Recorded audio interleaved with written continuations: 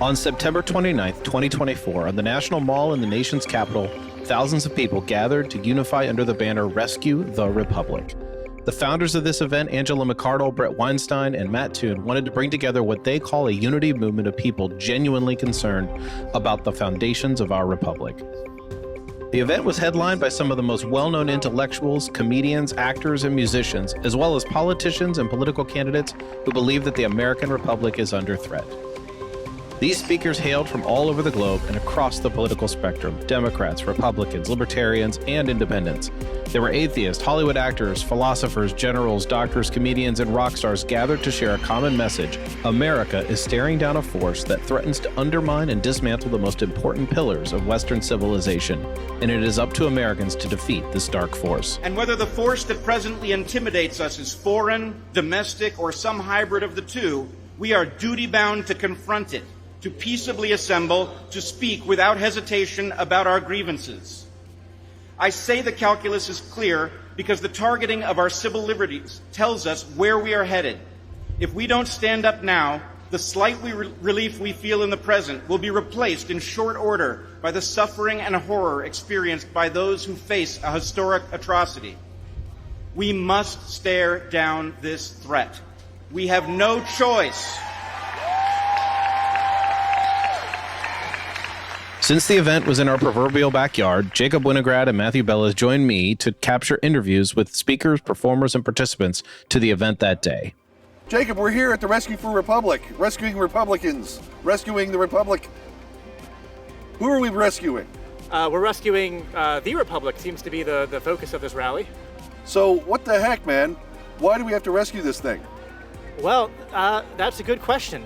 I would say that although every election seems to be portrayed as one that has stakes that seem to be very high, this election seems to be, the rhetoric has reached an all-time high where one half of the country thinks that if one person wins, we will live in a dictatorship, and the other half believes that if the other side wins, that we'll live under a communist, globalist regime. So, but there's a lot of people who think that we need to, I guess, do something about it, and hence this rally where they want to go back to what the founding fathers believed in and make us a republic again rather than what we've grown into, which is more of a bureaucratic oligarchy. In addition to providing our own coverage and thoughts, we also set out to meet others who were there at the event to ask them why they were there. I've got Mark here right now. Mark, are you here because you decided to come here for the rally today, or were you just passing by? No, I wanted to come to the rally. So what is it about the rally here and the Rescue the Republic idea that really brought you here? Honestly, it's I'm just glad to see people talking about what's really happening in the world, and these guys are on point. I mean, this is an attack that's been going on in this country for over 100 years, and we're near a precipice. And I'm afraid that the next few years, there's only one of two likely scenarios. Mm-hmm. And the alternative, I think, is going to be unpleasant for a lot of people. I think that we're in a big problem with freedom of speech, health of our children. We're on the verge of a nuclear war, all of those things. Those are my big things that I care about. No, I came specifically for two events. I live in New York City. Okay. I've been politically active most of my life, most of my adult life. Politically, I'm a radical. Okay. So I believe in stopping wars. Sure. I believe in the First Amendment. Uh-huh. So I believe that there's a lot of things going on right now in the United States and worldwide that need to be stopped. The lies of the media, yeah. It gets to be too much, and in social situations, people generally don't want to hear about it, yeah. But our silence, I think, propagates it and lets it get worse, but it's nice to be in a group. Yeah. What about you, ladies? Remind everybody of what's on the line. Yeah. It's everything. Yeah. It's really important. So is there, would you say, one subject here? Because there's health, there's free speech, there's freedom of expression. Is there one thing really that really probably draws you the most? The stranglehold big tech, big pharma, big ag has on our country. Yeah, okay. It's all really one basic issue. One big, I think yeah. You can put the rest under it, but it's really just what it is to be an American has been taken away from us. Yeah. While thousands were there with a purpose and passion, we met some who simply weren't even planning to stop by, but they also had concerns. What is your major concerns when it comes to this next election? My major concerns is that the people, like, we have like such it seems we have such polar opposites, and that is my concern. Okay. I don't want to see Donald Trump become president, and I also don't want to see Kamala Harris become president. You know, Okay. we don't have anyone who's kind of like, it's either you like Trump or you don't really have anyone to like stick with, you know. We also spoke with several of the speakers and performers, and we asked them, what does Rescue the Republic mean to you? I think for musicians especially, free speech is the most important thing right now. I think a lot of artists are self-censoring. Everybody's terrified about cancel culture and protecting their legacy, and it's just been really detrimental to art overall, and music especially. People are afraid to really have a message in their music or say anything because it's, you know, one offhanded comment and you're just kind of kicked out of the club. So it's been really, the last couple of years have been really felt authoritarian throughout the industry, and it's harder and harder to stand up and kind of believe in anything and have any traction without, you know, it's really, really tough to break through with any kind of messaging like that. What I'm doing here is this. I'm a Christian. Sure, absolutely. And I believe that we are supposed to stand against evil. We are supposed to promote the good. Yeah. We are supposed to protect those who are being led to slaughter. And I never thought that would mean that I would be speaking into politics. Right. But things change. Okay. Things change. Western civilization is on the brink. Yeah. We have now.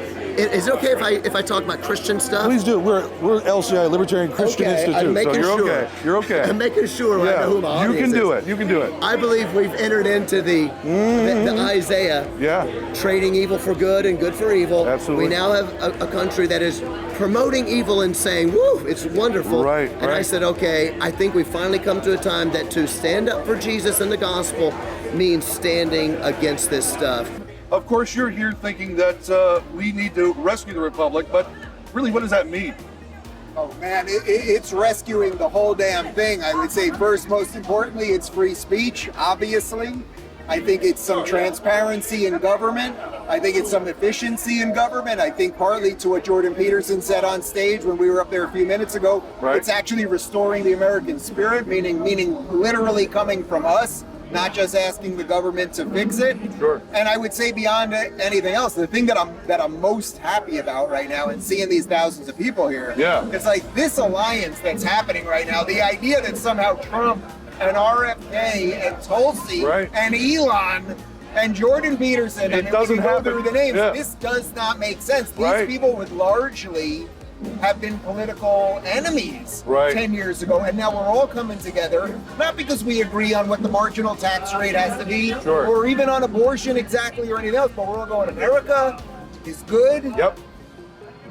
We better continue it, or it's going to get much worse, much faster, and I think a lot of people see that. And this is not normally the kind of thing that I would do, but I feel very strongly about the First Amendment. I lived in Russia in the 90s and 2000s, and I watched freedom of speech disappear over there. I had colleagues, Russian colleagues, who were killed, sort of fighting to save it. So I feel like this is kind of the least I can do to try to stand up for it here. Yeah. One of the surprising themes spoken about often at the event was faith in God. One thing that struck me, Dr. Peterson, when you were speaking just then, is the banalization of our culture. That means making it ordinary and sterile and lacking in glory and lacking in valor. The desacralization, that means the taking away of God from all things. It seems that there is a globalist and totalitarian scheme to replace God fundamentally, to remove God from the conversation, in order that the globalist state may lay claim to the edicts that we would previously have afforded our Lord and Savior, the one true living God. On Nobody's bingo card for this year was having Russell Brand lead a crowd reciting the Lord's Prayer on the National Mall. Hallowed be thy name, thy kingdom come, thy will be done on earth as it is in heaven. Give us this day our daily bread, Jordan Peterson and Russell Brand were speaking together, and they really just killed it. I mean, that was a duo that I didn't know I needed in my life, was Jordan Peterson and Russell Brand riffing off of each other. They did excellent, and they were speaking from different backgrounds and different expertise. They were speaking to the same truth, which is a Christian truth that we here at LCI deeply understand, which is that the solution to state totalitarianism is voluntary submission to the true ruler, which is Jesus Christ, and to follow after his example, which is not centralized power, which is not to dominate people, but to lead through voluntary service to our fellow man and love for our fellow man. I think that's at least the one major aspect that we need to truly hear coming out of this whole rally. And you heard it a lot. There was a lot of talk on faith in God that I don't think you would hear really in any other instance in terms of a political rally. So it was kind of refreshing from that standpoint. Before going to the rally, I had heard that it was called a far-right rally, and I was asked whether or not this was just some subtle MAGA rally to help elect Donald Trump. The reality was much better. It was a coalition from all over the map. This is representative of a larger coalition of different groups coming together. They don't necessarily agree on political ideology.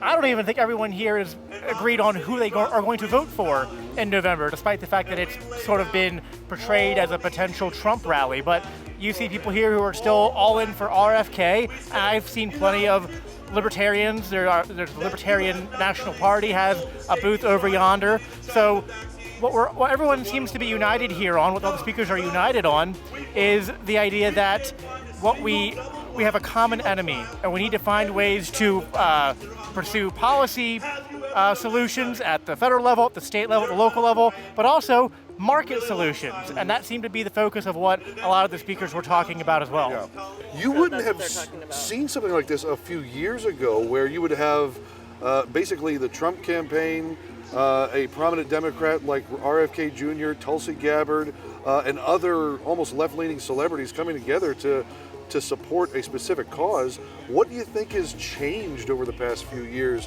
that has brought this together? Well, first of all, I love the unity. I love the diversity. I feel like, I've always believed that diversity is our strength, and so to have all these really, really diverse opinions come together, I think is wonderful. Now, there has been quite a coalition here of a lot of different voices that would not have been together 5 years ago or so. What do you think is really bringing these people together? That's one reason I'm here today. Okay. To look at that coalition, because as a person, I know Matt Taibbi, I know Russell Brand, I don't know if Jimmy Dore's going to be right now. Yeah. Yes, I'm a big fan of his. For years. Right. So then there's people like Robert Kennedy Jr., who I agree with most things. Yep. Even Jordan Peterson. There are people who are on a political spectrum that I don't necessarily agree with. Sure. But in this event, I wanted to hear what they had to say. Yeah. Where is there a meeting of the minds? Right. Because some bad stuff is going on. And is there actually a coalition of people that, regardless of who gets elected in his next election, they're going to say, okay, we're going to hold your feet to the fire. Right. You're going to do the right thing, whether it's Donald Trump or Kamala. This is wonderful. It's nonpartisan. Sure. We are bringing in people from all the places. Say we're going to disagree on tons of stuff. Yeah. But what we can agree on is that freedom of speech, we can't get rid of. This unholy alliance between big tech and any party, any Republican, Democrat party. Of course, right now we know the Democrat Party had been in cahoots. Yeah. We know it. Deep state. Absolutely. All that stuff, we have to stand against it. Sure, absolutely. So I don't care if you're independent, I don't care if you're Democrat, doesn't matter to me. Yeah. I'm conservative, but I got lots of love for you. Let's protect these values. Yeah. Well, thank you for standing up for truth. Thank you for being here. Love it. I think it's great to see people like Russell Brand share the stage with Jordan B. Peterson. Growing up, you were either left or right, and you did not merge. And Tulsi Gabbard is here, so I think it's just the beauty of unity, and I think we need more unity in this country. Yeah. That's been a big theme of today, about a lot of different voices who would not have been together only a few years ago have really come together. That's been attractive to you all. Yeah, absolutely, and I just think that I've become speechless. But yeah. You like it? I like it. Yeah, that's good. It's attractive. It's attractive. That's good. That's good. To see this diverse group of people that had nothing in common standing on the same stage one after another, supporting our rights for our benefits. They've sacrificed their own careers. They've been, all of them have been censored. Yeah. To see them sticking their necks out for us is really inspiring. The least we could do is come and listen. Yeah, awesome. When there's intentional division, all the people that don't believe in that, these are the people that are here that come together. One thing we were curious about is what happens if the election outcome isn't what we hope it will be? So we asked everybody, what do we do? Let's say we don't get the way that this rally would like it to go in the next 4 years. What do we do at that point? I mean, rebel, obviously. You heard it here, folks. Rebel. No. Yeah, I think these laws and these things that they're doing with censorship, I think they're illegal. I think they're wildly illegal. Sure. I think the whole direction of the war on terror for a long time was to do things in this gray area between legal and illegal, but we always did it overseas, right? So the American population didn't really think about it too much. Right. With the Twitter files, one of my sources described the shift as CT to CP. Yeah. That's counterterrorism to counterpopulism. Okay. So all these agencies are now looking inside and they're perceiving the domestic population to be a threat the same way they looked at terrorists overseas. And so they're just using the same tools. It's not really different. Yeah. And I think that's illegitimate and illegal, and people are going to have to find a way to fight it. I don't really know what that is, but they should. Let's say, Mark, that things don't go your way in the next election. What do you think we need to do to really push back? I think we need to follow the example of Dr. King, and I think we just need to not comply peacefully. What do we have to do today to make sure we're not in this same position or even worse 4 years from now? Well, I think right now it's really showing people that a Y10 movement can work. You know, the way politics works, everyone knows now. You go to the base and you just hit the base and you hit the base and they hit the base. But we really can show people. And I, on my show almost 2 years ago, I was talking about how we have to widen this thing. And I hinted out there, I think my exact line was, I don't know if RFK will be a Republican by the end of this, but I know he won't be a Democrat. And Tulsi, it was obviously on the way. But it's not because they've adopted new policies, it's because the parties have so shifted. So I would say if there's one thing you can do, even voting is the easy answer, right? Of course, you gotta vote. But beyond that, you gotta be in the fight. Explain to your friends why you are, say, evolving, or why you believe what you believe, or why you're voting perhaps a different way than they thought. Everyone's afraid to say what they think now. You don't want to get canceled. You don't want somebody to yell at you at the kitchen table or whatever else. But if we just say what you think, yes, you're gonna take some hits, but I guarantee you it's gonna be a hell of a lot better than the alternative. Be really worth it. Let's say the election doesn't go the way that you'd like it. What do you do the next 4 years? What do you think? I've been wondering that. I don't know. Really? I mean, I think I would fight even harder. I feel like maybe there were some hidden gifts from Trump not winning in 2020, and I think part of that was this. That there has been a greater awakening, both spiritual awakening and political awakening, and kind of psychological awakening and awakening of the youth in these last 4 years than there might have been had Trump gotten elected.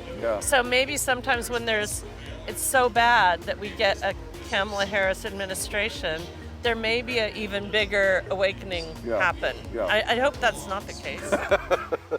So what do you guys think if we have another 4 years of a Kamala Harris presidency here? I say 4 years because who knows who was really in charge the last 4. What do you think we need to do at that point? Oh, 4 more years of this and it's lost. I think we can't recover. Wow. This is the most critical election of our lives. I don't know how to answer that. What to do? It has to be complete revolution. Yeah. Wow. Any thoughts? Well, I just think we have to resist every single thing that they throw at us and not send our kids, because that's my fear.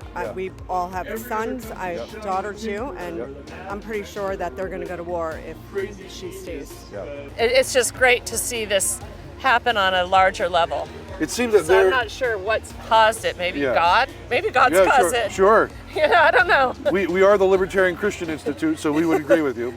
So all in all, this was a really fun event to be part of, and it was inspiring on a number of levels. But what should Christians make of the idea of rescuing the American Republic? Are we not to be more concerned with the kingdom of God, preaching the gospel so that people can be rescued from sin?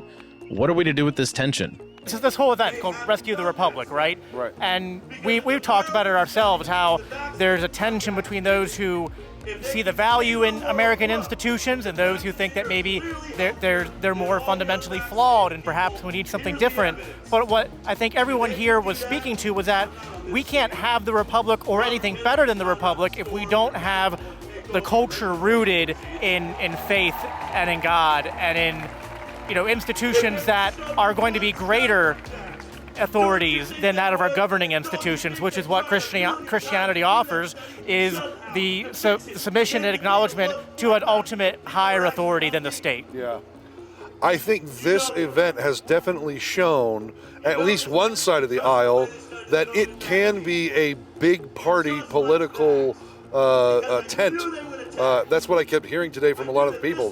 This is a coalition of a big party that has come together under diverse viewpoints, but understanding that the essentials, the building blocks of our country, faith, freedom, free speech, health, all of those things are directly under attack, and we really need to combat those with a lot of vigor. I think the main message coming away from this Rescue the Republic rally is that we need to be led by liberty when it comes to our political decisions, but ultimately know that everybody can come from a different standpoint, have a belief in God, a diverse view, but understand that we can all live in a free society. And so that's been very refreshing to hear.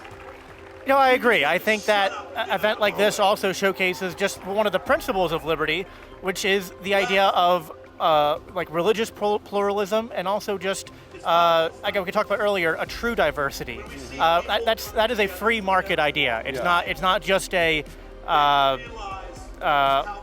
progressive idea that the progressives have tried to hijack the language of diversity. But I believe in true diversity, which is the free market, when we are allowed to. It's like we actually as Christians should want a free society that has religious pluralism, because that is what allows us to best advance and champion the cause of the gospel. Absolutely. It was always said that truth always holds water, so Christians shouldn't be afraid of a truthful society. So, well, thank you so much, Jacob, for being here, and it was great to spend the day with you and with Doug and with all these wonderful people who are here to champion liberty and rescue the Republic. Thanks again. Man, what a great day we had here at Rescue the Republic rally. Skies may have been cloudy, but a lot of people there had great attitudes, a little bit of rain, but mostly it was about freedom, it was about liberty, and it was about rescuing this country we love.